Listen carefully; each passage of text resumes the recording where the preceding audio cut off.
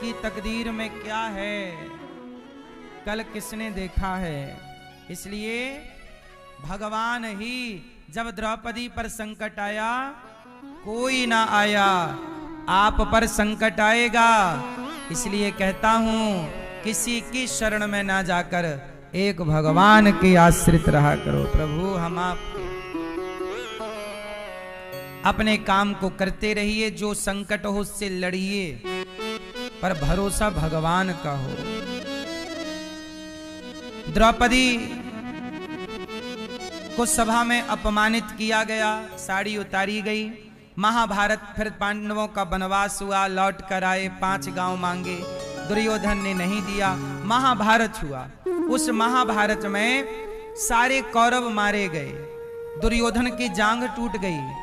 तब गुरु द्रोणाचार्य के पुत्र अश्वत्थामा आए और उन्होंने कहा कि अर्जुन, दुर्योधन आपने हमें मौका नहीं दिया, वरना पांडवों को हम मार डालते। तो दुर्योधन बोला कि अभी मौका है, मार डालो। बोले ठीक है। पांडवों को मारने के लिए चले अश्वत्थामा, और जब अश्वत्थामा चले तो अश्वत्थामा ने द्रौपदी के 5 बेटों को पांडव समझकर अश्वत्थामा ने द्रौपदी के 5 बेटों की हत्या कर दी। सिर काट लिए 5 के और ले गया काट के। दुर्योधन देख, मैंने मार डाला 5 को। 5 पांडव गए। दुर्योधन ने देखा, बोले ये पांडव नहीं है, ये पांडवों के पुत्र हैं, तुमने तो हमारा वंश समाप्त कर दिया। दुर्योधन को पहले खुशी हुई कि पांडव मारे गए, बाद में दुख हुआ कि पांडव नहीं तो पांडवों के पुत्र हैं। उस सुख दुख की संधि में दुर्योधन की मृत्यु हो गई। अब मैं आपको केवल एक बात समझाना चाहता हूं कि द्रौपदी कितना कष्ट पाई। राजा की बेटी है द्रौपदी। द्रौपदी भरी सभा में कपड़े उतारे गए, अपमान किया गया। 12 साल का वनवास पांडवों का, उस वनवास काल में द्रौपदी साथ है। 1 वर्ष का अज्ञातवास, उस अज्ञातवास में द्रौपदी दासी बन गई। रानी कब दासी बन जाए और दासी कब रानी बन जाए, ये कोई नहीं जानता। ये सब विधाता का खेल है। विधाता अजब लिखी तकदीर। द्रौपदी जैसी रानियों को क्या बनना पड़ा? दासी। अज्ञातवास में द्रौपदी दासी बनी थी। अच्छा, इतना संकट आया। कुंती मां पर कितना संकट, द्रौपदी पर कितना संकट, पांडवों पर कितना संकट। लेकिन इन सब ने एक बात अच्छी है कि अपने संकट काल में इन लोगों ने हार नहीं मानी। संकट काल में भी भरोसा नहीं छोड़ा। द्रौपदी के 5 बेटे मर गए। द्रौपदी चाहती तो भगवान से क्या कहती कि प्रभु आपने हमारे पुत्रों की रक्षा नहीं की। द्रौपदी ने एक शब्द नहीं कहा। प्रभु कन्हैया, आपने हमारा इतना साथ दिया है, आप जरा भक्ति कर लो ना, तो आपके जीवन में कोई संकट आए तो आप भगवान को बड़ा ताना मार देती हो या मार देते हो। हे भगवान, तुम्हारी इतनी पूजा की, देखो ये हो गया। पर द्रौपदी के 5 पुत्र मर गए। अच्छा, भगवान चाहते तो बचा लेते, क्यों नहीं बचाए? जोर से क्यों नहीं बचाए द्रौपदी के 5 पुत्रों को? क्यों नहीं बचाए? क्योंकि उन 5 पुत्रों की आयु इतनी ही थी। भगवान बोले द्रौपदी, मैंने तेरे 5 पतियों को कई बार बचाया, पर तेरे 5 पुत्रों को मैंने नहीं बचाया। क्यों?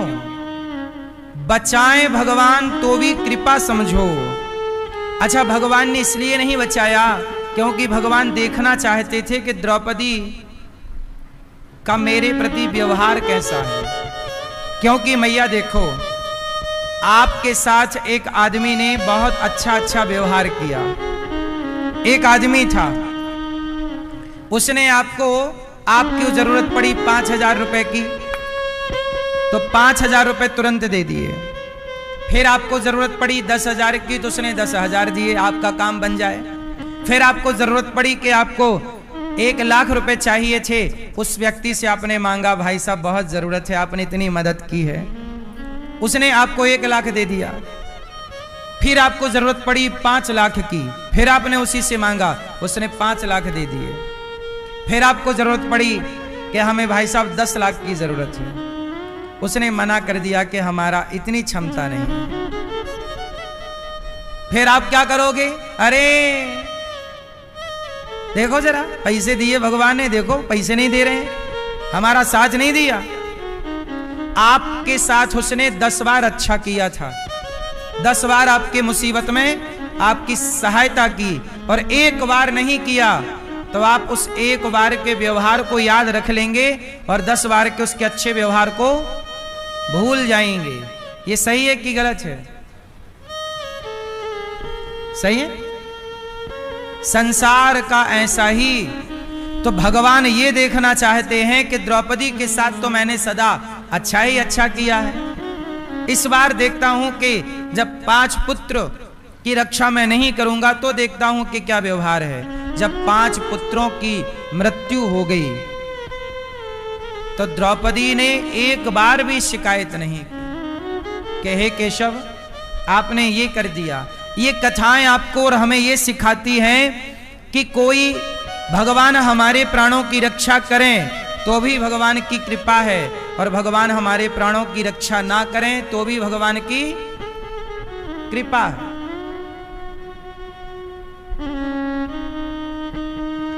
इसलिए हर परिस्थिति में, जीवन मिले, मृत्यु मिले, सुख मिले, दुख मिले, हर परिस्थिति में जो भक्त भगवान की कृपा माने वही भक्त है। और उन्हीं भक्तों में से एक भक्त द्रौपदी है, जो हर हाल में कहती है कि अब साड़ी उतरे, लाज जाए या रहे प्रभु, अब तो मैं आपकी हूं। ये बच्चे रहें या ना रहें प्रभु, मैं तो आपकी हूं। जो हर हाल में सौंप चुका है भगवान को, वही ना भक्त है।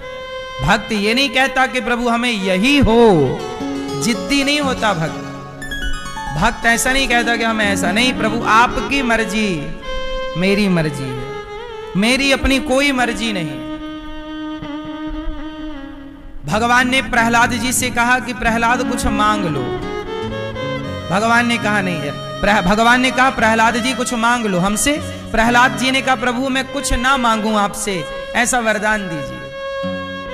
देखिए जरा, जहां कामना ही नहीं है, आप मारो या रखो, जिलाओ या मार डालो, भक्त समर्पित होता है। भक्त की परिभाषा क्या है? भक्त समर्पित रहेगा। भक्त कैसा रहेगा? समर्पित।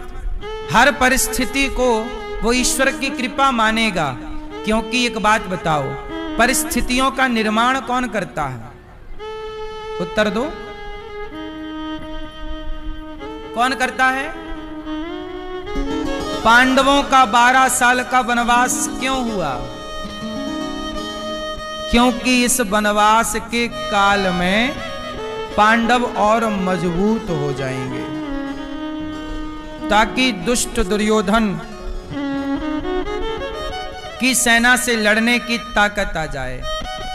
तपस्या करके वरदान पाने का टाइम मिल जाएगा, शक्ति।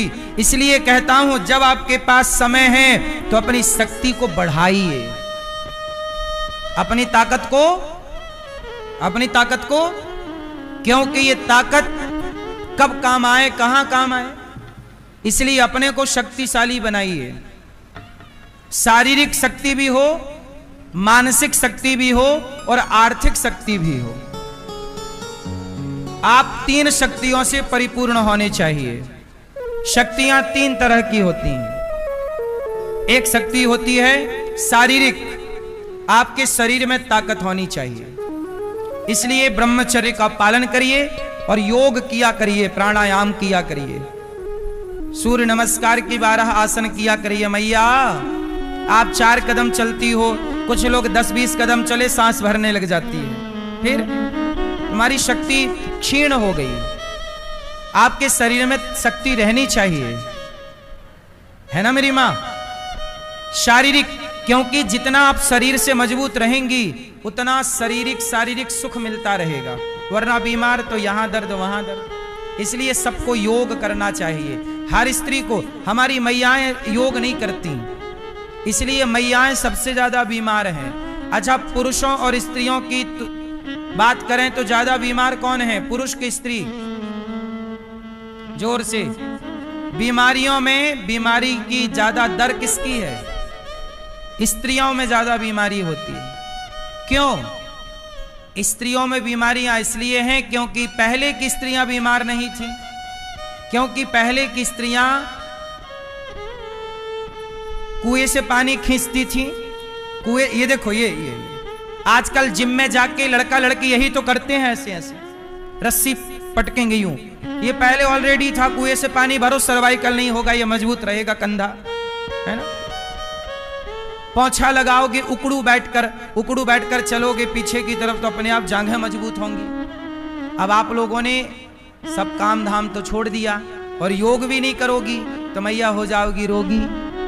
जो पैसा आएगा घर में सारा तुम्हारे दवाई में डॉक्टर के पास चलता जाएगा। फिर आप कहोगे महाराज जी पैसा आता बहुत है, रुकता नहीं है। काहे रुकेगा? तुम योग ही नहीं करते। जिस घर में एक आदमी भी बीमार हो, उस एक व्यक्ति के बीमारी से पूरा घर प्रभावित रहता है। सही है गलत है? फिर इसलिए पहला धर्म है आपका कि आप स्वस्थ रहें। और स्वस्थ कैसे रहेंगे? जब आप रोज नियम बनाओ कि हमें आधा घंटा अपने को देना है, 30 मिनट 50 मिनट हमें योग करना है। महिलाओं को भुजंग आसन करनी चाहिए। कौन सी आसन करनी चाहिए? भुजंग, रीढ़ की हड्डी सीधी रहे, भुजंगासन। आप लोगों को कुछ योग हैं, सूर्य नमस्कार कर सकते हैं, सामने की तरफ ना झुका जाए, पीछे की तरफ झुकिए, अगल बगल झुकिए, बैठे बैठे, है ना, दोनों पांव फैला लीजिएगा और करते रहिए अपना योग। कुछ भी योग, जो भी अच्छे योग आसन हैं वो कुछ आसन आप करिएगा। प्राणायाम करिए, गहरी सांस लीजिए, फिर जोर से छोड़िए, भस्त्रिका प्राणायाम लीजिए, सांस छोड़िए। ये सब करना चाहिए आपको, नहीं तो फिर रहो डॉक्टरों के शरण में, जाओ कराओ अपना इलाज, रही आओ बीमार।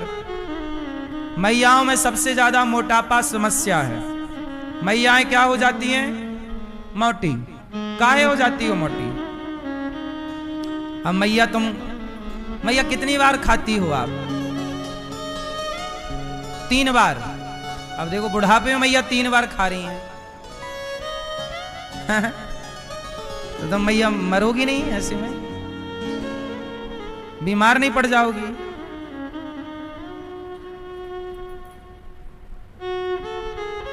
जितना कम खाओगे एक उम्र के बाद उतना सुखी रहोगे। बूढ़ा मतलब 40 साल के बाद आपको, मैं तो कहता हूं रात को भोजन मत करिए, सूर्यास्त के बाद भोजन ना करिए, सूर्यास्त से पहले। और 40 साल के बाद सुबह नाश्ते में फल खाइए, दोपहर को सलाद खा के फिर दाल चावल सब्जी रोटी जो खाते हो वो खाओ, और शाम को सूर्यास्त से पहले कोई लिक्विड फॉर्म पीने का पदार्थ, जैसे टमाटर का सूप बना लिया, किसी अच्छी चीज का सूप, वो पी लो, बस हो गया। मैं सुबह नाश्ता करता हूं फल का, थोड़ी बादाम वगैरह अंकुरित अनाज भी ले लेता हूं सुबह। दोपहर को भोजन में दाल चावल सब्जी रोटी सलाद, और शाम को केवल 1 गिलास दूध। बस ये मेरा दिन भर का है। बस आप बीच बीच में गन्ने का रस पी सकते हैं। आप जितना ज्यादा हो अनार का रस पीजिए, अनार के दाने चबाइए, पपीता खाइए, फल खाइए, ये सब ठीक है, पर रात्रि के भोजन से बचिए। फिर आप देखना मोटापा छुएगा नहीं आपको, आप कभी मोटे नहीं होंगे। रात का भोजन छोड़ दीजिए, मोटापा चला जाएगा। रात का आजकल भोजन तेलीय ज्यादा है। आजकल घर में भी मैया इतना सारा तेल डाल के रोटी भोजन बनाती है, सब्जी दाल, इतना तेल नहीं। कोशिश करिए तेल कम से कम, इतना 1 चम्मच। चलो मैया, आप कितने बार खाती हो? सही कि 3 बार? रात को कितने बजे खाती हो? 8 बजे। तो आप सही कर रही हो। क्या करें महाराज, आप बताओ। हम बता तो दिए, तुम सुनी कहां? हम बता दिए, फिर मैया करी। आप बताओ क्या करें।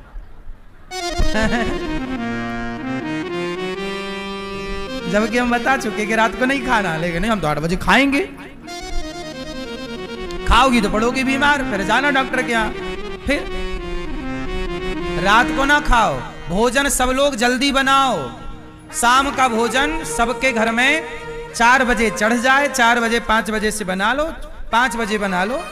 सूर्यास्त के चलो आधा घंटा के अंदर खा लो बस। रात के 8 बजे का भोजन भी नुकसान करेगा आपको। आजकल आदमी 60 साल में मर जाता है।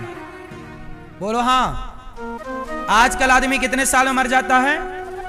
बहुत कम लोग हैं जो 60 पार करते हैं। 70 जाने वाले बहुत कम हैं, और 80 जाने वाले तो बिल्कुल कम हो गए, और 90 वाले तो अब कोई लाखों में एक है जो 90 साल जाएगा। 60 साल सोचिए, अब आप 40 साल के हो गए और 50-60 में खत्म हैं। आप 100 साल की हो। सास, हाँ तो वो पुरानी है ना, वो कुएं से पानी निकाली होंगी। हाँ अभी हैं दादी जी, फिर उन्होंने अपना टाइम अच्छे से जिया ना, उनका शरीर मजबूत, दूध घी खाने वाला, गोबर करने वाली मैया, किसानी खेती करने वाली मैया मजबूत थी। अब देखो 100 साल की अभी जिंदा है, फिर चलती फिरती हैं तो आई नहीं, चलती हैं, सुनाई कम पड़ता पर चलती हैं, अपना काम करती हैं। अब देखो, और आप देखो, आप कितने साल की हो? 60 में एक कम। भोजन कम करो, सूर्यास्त के पहले खा लिया करो, ठीक है? रात ज्यादा ना किया करो खाने पीने में। जल्दी सो जाओ और जल्दी जाग जाओ। सुबह का चिड़ियों का चहकना सुना करो, सवेरे की हवा लिया करो, सवेरे की धूप लिया करो, सवेरे योग किया करो। स्वस्थ रहो शरीर को, तो शारीरिक और मानसिक फिट, मन से फिट रहो, सत्संग करो, और आर्थिक फिट, आर्थिक मजबूती, जो जितना समय रहे तो मजबूत बनते चलो, क्योंकि कौन सी मजबूती कब काम आ जाए। तो आपको कितनी मजबूती होनी चाहिए? शारीरिक मजबूत रहिए, मानसिक मजबूती रहिए, और आर्थिक मजबूत रहिए। धन से बड़ी मजबूत बनिए, पैसा कमाइए। आजकल पैसा है तो सम्मान है, और पैसा नहीं है तो सम्मान। इसलिए पैसा कमाओ, बेकार में अपना समय जाया ना करो, बर्बाद ना करो। 4 पैसे कमाओगे आपके काम आएंगे मुसीबत में, इसलिए पैसे कमाओ। और मजबूत, पांडव लोगों ने 12 साल में अपने को मजबूत किया। ये कथाएं हमें इशारा करती हैं कि आप परिस्थितियों से लड़ने की तैयारी करें। कोई भी परिस्थिति कल आकर खड़ी हो जाए, क्या आपकी तैयारी है? जिंदगी का मतलब है लड़ना। हर दिन हमें लड़ना पड़ता है, हर दिन आपको लड़ना पड़ता है। किससे? अच्छा ये बताओ, आपका शरीर रोज लड़ता है कि नहीं? आपके शरीर में रोग प्रतिरोधक क्षमता है कि नहीं? अब आपको देखा कोरोना लोगों को हुआ, कोरोना में जो लोग कमजोर पड़े कोरोना से निपट गए, जो मजबूत थे उन्होंने कोरोना को हरा दिया और वो खुद जीत गए। तो आप शारीरिक मजबूत रहेंगे तो कल छोटी मोटी बीमारी आएगी तो आप उसे हरा देंगे, वरना वो बीमारी आपको खा जाएगी। इसलिए मजबूती चाहिए, मजबूत रहो, इम्यूनिटी पावर आपकी स्ट्रांग होनी चाहिए, ठीक है? तो ये सब कुछ इसलिए बताई जा रही है बातें कि कल का वक्त किसी ने नहीं देखा, कैसा समय आ जाए। द्रौपदी ने, पांडवों ने हर समय में अपने को मजबूत किया और भगवान पे भरोसा पूरा रखा।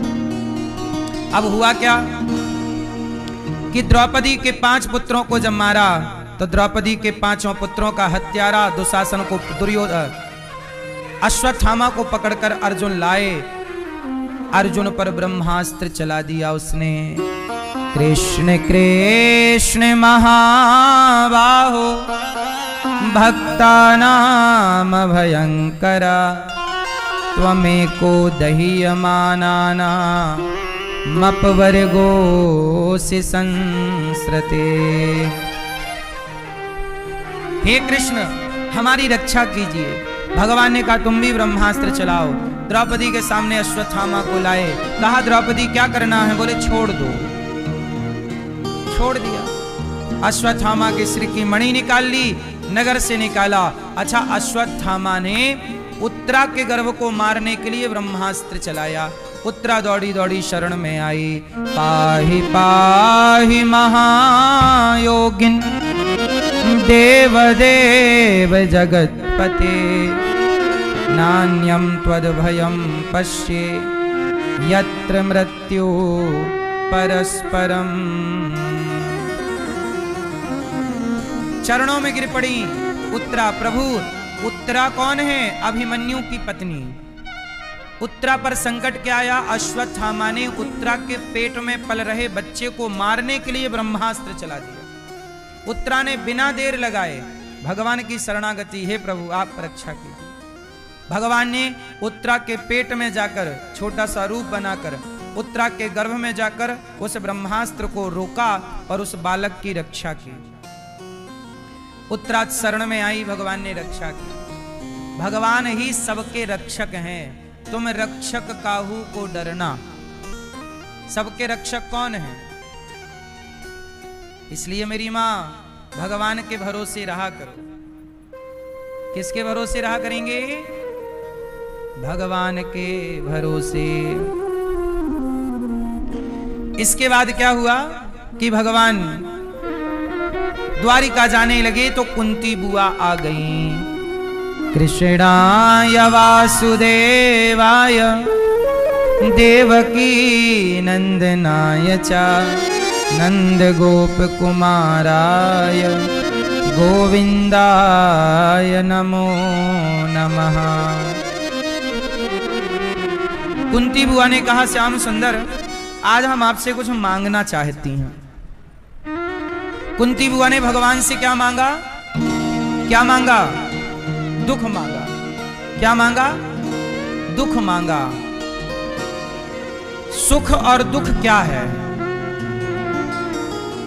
भक्त क्या कहते हैं? सुख भी हमें प्यारे हैं,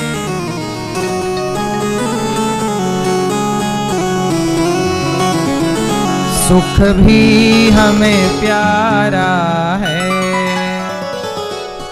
दुख भी हमें प्यारा है। छोड़ूं मैं किसे भगवन, दोनों ही तुम्हारे हैं। सुख भी हमें प्यारे हैं, दुख भी हमें प्यारे। अच्छा बताओ, ज्यादा अच्छा क्या होता है, सुख के दुख? हाँ, संसार की नदिया के दोनों ही किनारे हैं, संसार की नदिया के दोनों ही किनारे हैं। सुख भी हमें प्यारे हैं, दुख भी हमें प्यारे हैं।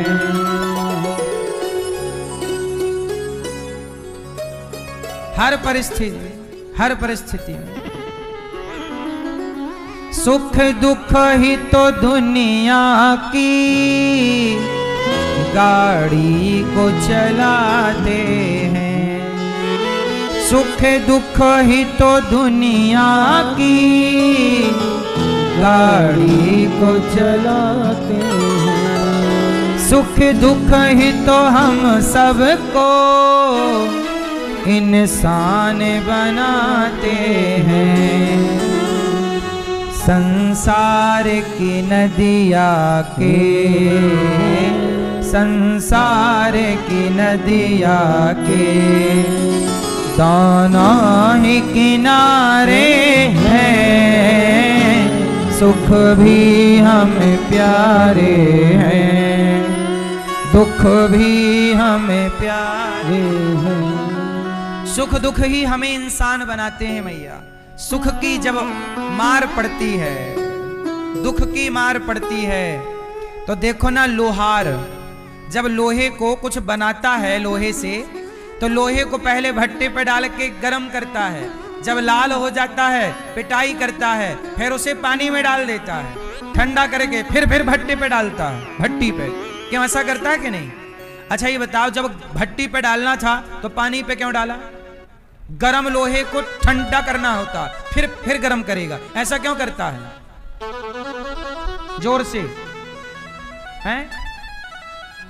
हाँ, आपने शायद कुम्हारों का ये, लोहार का ये फंडा नहीं समझा। लोहा भट्टे पे जाता गरम लाल, फिर उसे आकार देकर फिर उसे पानी पे डालते हैं। पानी पे उतना ही जितनी जरूर, ये उसे पता होता है, क्योंकि गरम को जब ठंडा करो तो वो और मजबूत हो जाता है। तो उसे मजबूत करने के लिए ठंडा गरम करते हैं। बार बार गरम, फिर पानी में, फिर गरम, फिर पानी में। अच्छा, जो उसकी धार होती है, कोई भी जैसे तलवार बनती है, तलवार की धार को, तो धार को, पूरी तलवार नहीं, केवल धार को गरम करेगा, लाल करेगा, उसको करेगा, फिर पानी में डाल देगा, केवल धार को डुबाएगा, फिर निकाल के फिर भट्टी पे डालेगा 3-4 बार। इससे क्या धार क्या होती है? और मजबूत होती है, और वो सबको काटने के लिए, ताकि वो लोहे को भी काट सके, उसे मजबूत किया जाता है। इसलिए मेरी मां, आपके जीवन में सुख दुख जब आएगा तो आप और मजबूत होंगे। इसलिए दुखों से घबराया ना करो। कुंती बुआ बोली, प्रभु हमें दुख दे दो। क्यों? क्योंकि सुख आएगा हम आपको भूल जाएंगे प्रभु। सारी जिंदगी दुख में गुजरा है, जितना दुख था उतने आपके दर्शन थे। अब सुख पाकर डर लग रहा है कहीं आपसे दूर ना हो जाएं। हाँ, दुख चाहे ना कोई भी, सब सुख को तरसते हैं। दुख में सब रोते हैं, सुख में सब हंसते हैं। सुख मिले उसे जो, हे प्रभु हमें तो सुख मिले उसे जो दुख के भी सहारे हैं। सुख भी हमें प्यारे हैं। मैं कैसे कहूँ भगवन, ये दे दो या ना दो। मैं कैसे कहूँ भगवन, ये दे दो या ना दो। जो भी हो तेरी मर्जी है, मर्जी से तू दे दो। आपकी जो मर्जी, आप, मैं नहीं चाहता कि आप ये दो, जो आपकी मर्जी वो मुझे दे दो। मैंने तो तेरे आगे दोनों हाथ पसारे हैं। सुख भी हमें प्यारे हैं। सुख में तेरा शुक्र करूं, दुख में फरियाद करूं। जिस हाल में तू रखे, उस हाल में याद करूं। हम तो प्रभु जिस हाल में आप रखोगे उस हाल में रहेंगे। इसलिए ना हम सुख के आदी हैं ना हम दुख के आदी हैं। आपको अपने आप को आदी नहीं बनाना। क्या नहीं बनाना? जैसे आप मैया चाय की आदी हो गई हो, चाय नहीं मिले तो जमाई आने लग जाए। आप लोग चाय पीते हैं? आपने अपने आप को आदी बना लिया है चाय का। कोई सुपारी खाने का आदी है, कोई तंबाकू घिस रहा है, कोई बीड़ी ढूंढ रहा। भाई साहब एक बीड़ी है क्या? हाँ, कोई गांजा ढूंढ रहा, भाई एक चिलम है क्या? सबने अपने को बांध रखा है। हाँ या ना? हम कहते हैं अपने को बांधो मत। आपने बीड़ी से, गांजा से, दारू से, गुटखा से, चाय से, कॉफी से बांध रखा है। वो जो बंधा है वो आजादी का सुख क्या पाएगा? इसलिए कहता हूं हर बुराई से आजाद हो जाओ, संसार के हर बंधन से, हर आसक्ति से मुक्त हो जाओ। ना हमें सुख की आवश्यकता ना दुख की। प्रभु जैसे आप रखोगे हम वैसे रहने को तैयार हैं। हम थोड़ी कहते हैं कि हमें सुख दे दो, हम थोड़ी कहते हैं हमें दुख दे दो। भगवान आप डिसाइड करिए कि हमें क्या मिलना है, और जो आप देंगे वो प्रसाद समझ के हम स्वीकार करेंगे। हम कभी नहीं कहते कि हमें सुख दे दो, कि हमें दुख दे दो। ना हमें दुख चाहिए ना सुख। प्रभु जो आपकी मर्जी है, हम तो आपके हैं। आपको जैसे रखना है आप रखिए, हमें क्या दिक्कत है? समर्पण यही है मेरी मां। आप लोग कहते हैं हमें सुख मिलना है, हे महाराज हमें सुख मिले। हम महाराज जी हम बड़े दुखी हैं। कब सुख मिलेगा? आपको सुख चाहिए। अच्छा ये बताओ, यदि आपको दिल्ली से मुंबई जाना है ट्रेन से या कार से, बोलो हाँ, कहां से कहां? दिल्ली से आपको यदि मुंबई जाना है तो रास्ते में जितने गांव शहर आएंगे वो आपको पार करने पड़ेंगे कि नहीं? जोर से। क्या बिना पार किए आप मंजिल तक पहुंचेंगे? जोर से।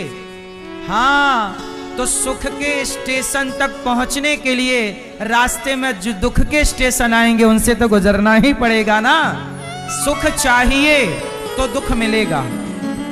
मुंबई जाना है तो रास्ते के स्टेशन मिलेंगे, और जाना ही नहीं है तो नहीं मिलेंगे। जिसे सुख चाहिए उसे दुख जरूर मिलेगा, लेकिन जिसे सुख भी नहीं चाहिए उसे दुख भी कभी नहीं मिलेगा। हमें चाहिए ही नहीं।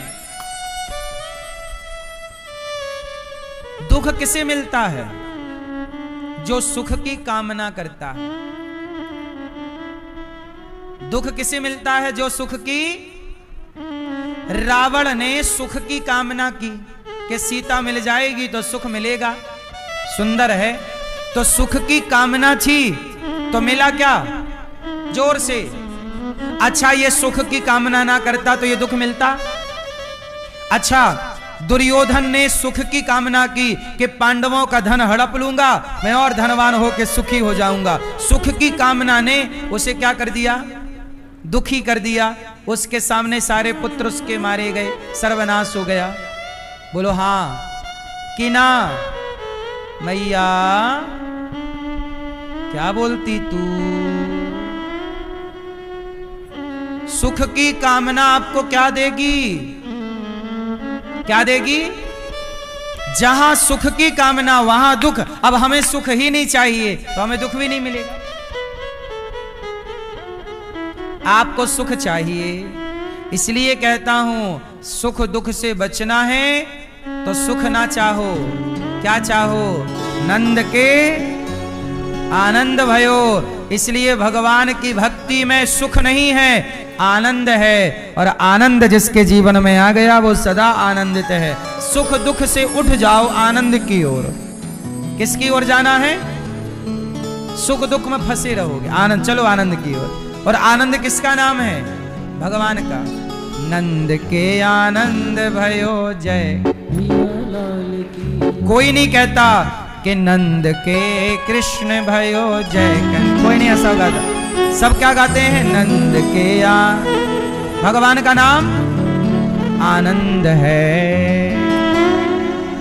क्या नाम है भगवान का? इसलिए सुख की तरफ नहीं, आनंद की तरफ। हमें सुख चाहिए, इसलिए कहता हूं अपनी मर्जी को खत्म कर दो। हो तेरी मर्जी का मैं हूं गुलाम, मेरे अलवेले राम। हमारी कोई मर्जी नहीं। हाँ भैया, चश्मा वाले भैया, आपकी अपनी क्या मर्जी है? आपकी मर्जी क्या है? हमारी कोई मर्जी नहीं। भगवान नमक रोटी खिलाएं तो हम नमक रोटी खाएंगे, 56 भोग देंगे तो 56 भोग खाएंगे, झोपड़ी में रखेंगे तो झोपड़ी में रहेंगे, महलों में रखेंगे तो महलों में रखेंगे। हमारी कोई मर्जी नहीं। हे श्याम सुंदर, आपकी जो मर्जी हो वो आज्ञा कर दीजिएगा, हम आपकी मर्जी में ही खुश हैं, हमारी कोई मर्जी नहीं। ऐसा व्यक्ति सदा प्रसन्न है। अब आप लोग क्या करते हैं? अपनी अपनी मर्जी चलाते हैं। इसलिए बहू नाराज है, सास अपनी मर्जी चलाती है, सास भी परेशान, बहू अपनी मर्जी, सब इसलिए परेशान है अपनी। इसलिए भैया अपनी मर्जी डिलीट कर दो। सास अपनी मर्जी डिलीट कर दे और बहू के मर्जी से चले। बहू ने जो बनाया है खाए। अब बहू ने बनाई भिंडी की सब्जी और सास ने मुंह बना, अरे मुझे तो गोभी की खानी थी। अरे जो बहू की मर्जी है उसकी मर्जी में चल लो ना। उसने भिंडी बनाई, भिंडी खा लो, कल बरबटी बनाएगी, बरबटी खा लेना, पालक बनाए, पालक खा लो, तो उसकी मर्जी में चलो। एक को सरेंडर करना पड़ेगा। अब जैसे पति की मर्जी है तो पत्नी चल पड़े पति की मर्जी में, या पत्नी की मर्जी पे पति चल पड़े।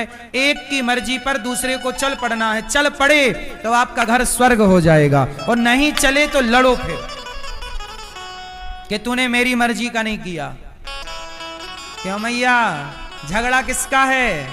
मर्जी का झगड़ा है। काय का झगड़ा है? जोर से। हाँ, किसका? अच्छा, मर्जी का जरा विच्छेद कीजिए। मर जी, ये मर्जी ही मार डालेगी, उसमें है ही है मर। उसमें पहले क्या है? पहले ही मर है उसमें। जी हटा दो, मर्जी का जी हटाओ, क्या बचा? मर। इसलिए आदमी मर रहा है, क्योंकि मर्जी की नहीं हो रही है। सबको अपनी अपनी मर्जी चाहिए, तो सब मर ही रहे हैं, क्योंकि मर्जी में मर है ही मर है। बोलो हाँ या ना? आप कहते हो बहू हमारे मर्जी का नहीं करती, हमारे मन का नहीं करती, हमारी मर्जी नहीं चलती। महाराज, अब तुम्हारी मर्जी यहां ना चलेगी, मर्जी तो वहीं चलेगी। अब इसलिए मेरी माँ, हो तेरी मर्जी का मैं हूं गुलाम, मेरे अलवेले राम। जो भी कराल में हूं तुम पर न्योछावर, जो भी कराल में हूं तुम पर न्योछावर। दे दो सजाया इनाम, मुझे दे दो। भगवान मुझे सजा दें या इनाम, मैं दोनों में खुश हूं, क्योंकि मेरी अपनी कोई मर्जी नहीं।